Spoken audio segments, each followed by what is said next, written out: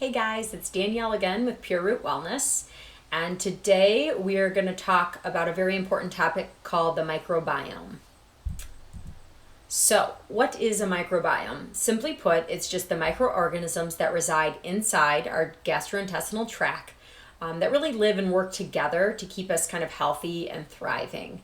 These microorganisms can include bacteria, viruses, yeast, parasites, and archaea, basically. And, bacteria are really just the single cell organisms that promote good gut health if they remain in check. Viruses are particles that are made up of like DNA, RNA. Not all are bad, and really they play kind of an important role in as far as like the community. They actually can keep our bacteria in harmony. So kind of a beneficial aspect of having some viruses within the GI tract.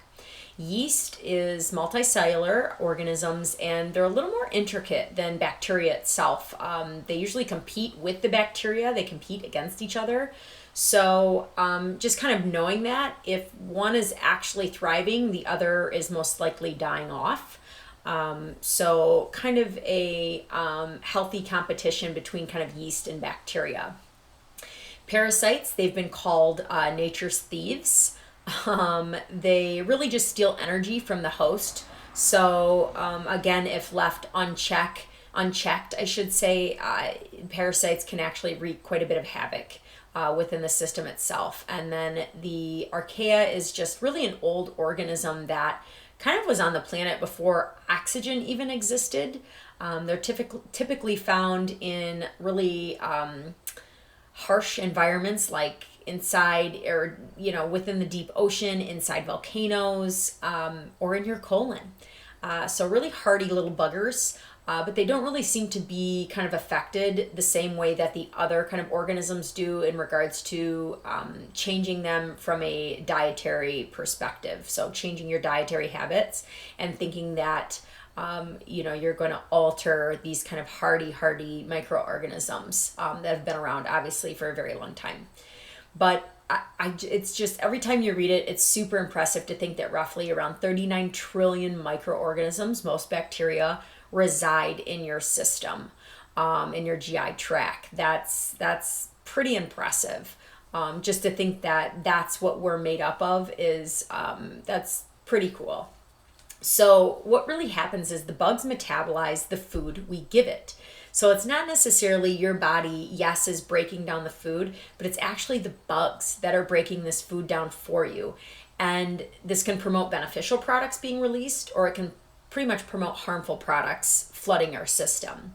So our food is the bug's food. Not all microbes eat the same kind of food, and each dietary choice that you make will actually allow a specific group of microbes to either flourish or falter.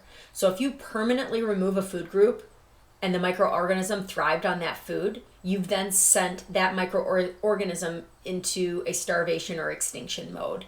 So that's kind of interesting to think about, right? When we're changing our diets and we're saying, no, it's low carb, no, all meats, nothing else. I feel like you're starting to alter by completely removing certain foods out of the system. You're really starting to alter what these bugs can give back to you. Because you may not be helping them to grow and exist.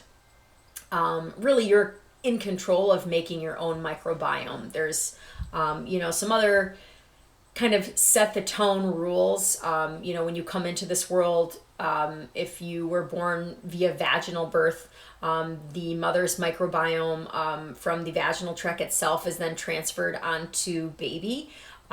This actually is a very protective measure that was put into place just by, survivability alone, and giving that baby optimal, chance of seeing natural bugs and learning to develop an immune system. But ultimately, at a certain point, you start to control your own microbiome, and you are what you make it. So good bugs versus bad bugs. Healthy bacteria or probiotics will reward us by producing chemicals that reduce inflammation, give health and balance in our GI tract. The compounds that result from this are called postbiotics. So these healthy bacteria produce these chemicals, and we'll kind of talk, well, I'll have more in-depth podcasts about short chain fatty acids and things of that nature, and what they can do for you. I think in the next slide I talk a little bit about it, but basically these bugs release these chemicals or compounds, and in return of that, it heals the gut, it helps reduce inflammation, it helps do beneficial things to our body, which ultimately are called what we call postbiotics, the good kind of chemicals that were released from the bugs because you fed it well. Unhealthy foods allow for unhealthy microbes to flourish and create compounds that really inflame our body. So the term dysbiosis, when we talk about this, really refers to the loss of harmony and balance within the gut. And ultimately, this can lead into leaky gut. And again, I have a whole nother podcast on what leaky gut is, and how to kind of manage it and what to look out for and ways to improve. But I'll kind of go into that in this slide a little bit as well. How do you improve the microbiome then? Plant diversity is key. Eat plants, all colors, all the time. You can't go wrong with plant diversity.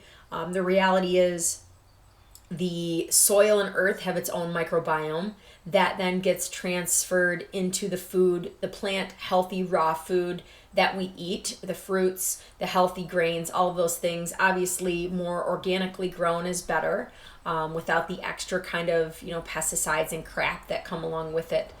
But plant diversity is always going to lead you down the right road.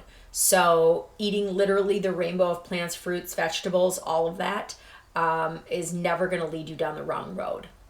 Fiber, improving your microbiome. Fiber is key. It feeds the bugs. Healthy bacteria really can't survive without fiber. And this is where I was kind of talking about, like, the short chain fatty acids will follow once you use fiber to feed these bugs. The good bacteria use fiber. They produce short chain fatty acids. This in turn suppresses the bad bacteria, heals the gut, and keeps everything in check. And ultimately, short chain fatty acids can help to repair a leaky gut as well, really healing those tight junctions within the gut and promoting a healthy tract, GI tract with healthy, bugs that are giving you good, healthy material. Avoid the processed food and drinks. That obviously comes without saying. Your body, again, these bugs don't know what to do with these chemicals that are not naturally found on Earth or on the planet.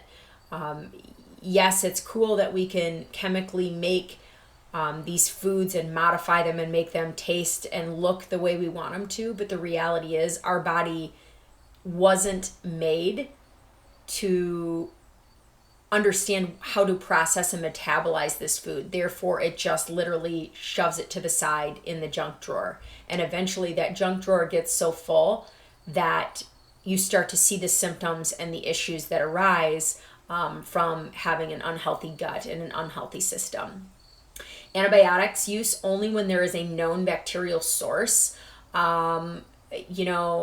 Working in a surgical ICU, we work closely with our pharmacists, with our infectious disease doctors to make sure that we're being good antimicrobial stewards and choosing the right antibiotic for the appropriate potential infection. But the reality is, a lot, I think we're getting better at it as providers, but knowing that patients come in, yes, they are miserable from most likely a viral source of infection, and not being quick on the trigger to give them, just throw them an antibiotic their way, especially in our children. Early use of antibiotics is shown really to increase risk of not only, gut dysbiosis, but putting, the child at greater risk for asthma and eczema and skin issues and things of that nature, to where being smart about our antibiotics, because obviously this changes the way our gut flora works, and the antibiotics will kill off all bacteria, good and bad. So making sure that us as providers, this falls on us, but it also falls on you guys as well, knowing that if this isn't a bacterial infection that's suspected, being smart and using other symptomatic control, options is key. And then considering prebiotic and probiotic if not getting enough in dietary form as well. So really identifying dysbiosis, we'll look for symptoms. And the symptoms, honestly, are very broad.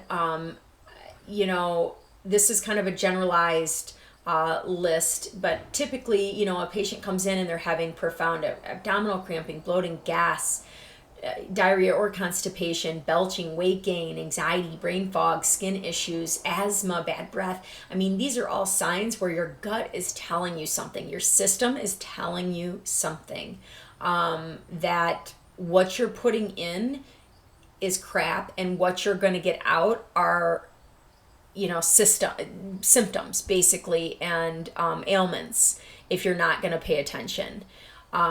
Associated disease processes are diabetes, type 2 diabetes, obesity, heart issues, high cholesterol, kidney issues, gout, non-fatty liver, acute or chronic pancreatitis. Again, you let your gut kind of get so wonky donkey that the rest of the organ systems start to say, I'm getting worn down, or I can't keep up. And you start to see those deficiencies or insufficiencies that start to present themselves. So there are a lot of tests out there that can help to identify some form of dysbiosis. Here's just a few. Truly, I'll get more into some of these tests in later podcasts, but a good stool analysis. Personally, I use the at-home Viome test. It was blood and stool. And it gave me literally a plethora of just markers for digestion, metabolic analysis, what my short chain fatty acids looked like, what my butyrate markers looked like. I mean, this was information, and then it explained all of it in great detail, almost to a scientific approach, which was pretty cool. So if you're looking for something to do in the comfort of your own home, I truly recommend Viome as being one of the tests that you should try, at least gaining more information about your gut health. But inflammatory markers that we can test in blood, and then if you're suspecting like a SIBO, like a small intestine bacterial overgrowth, you can have like the hydrogen or methane breath test.